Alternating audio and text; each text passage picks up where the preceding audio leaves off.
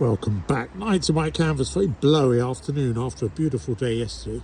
Cold and windy. Just put up this Albatros, which is about half a century old. Quite remarkable in the mocha brown colour with the white painted poles of the day. And we've got a wing either side, or they can both go on one side. We don't have the optional canopy on this.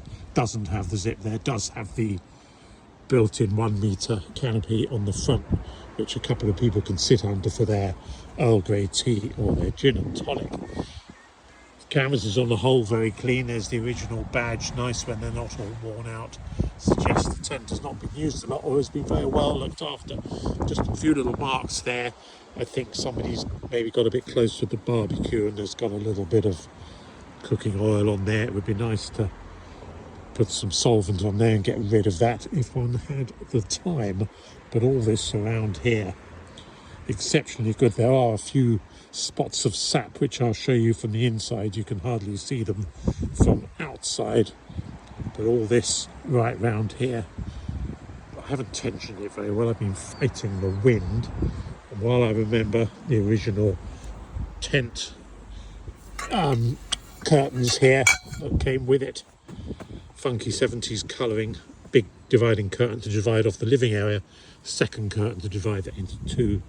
We've got the poles here which are marked yellow. They go from the mast to the entrance to make that all nice and tight up there.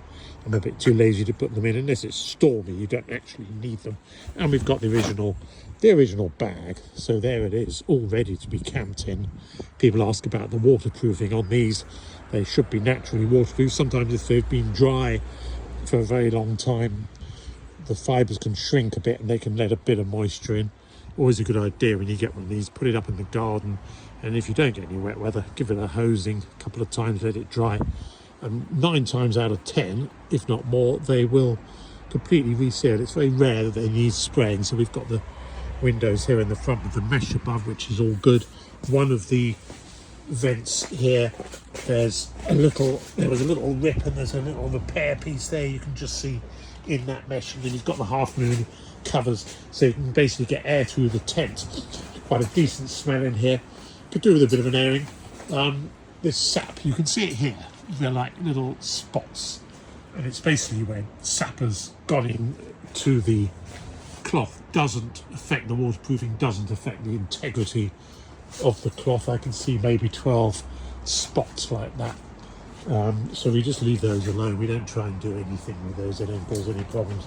And you've got the covers on the inside, so you can make it all dark. This is a relatively dark tent inside. It's a relatively dark fabric, 50 centimetre wall. Soning ground sheet as usual, comes up 6 inches all round, so if you get a bit of a storm it won't come in.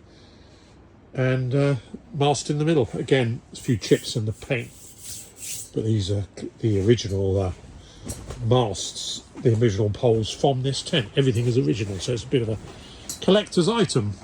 Thank you very much for watching. In the last photo will be the dimensions and weights, and the tent will be supplied as usual with laminated English instructions and all the pegs and bits and bobs you need to put it up. Thank you for watching.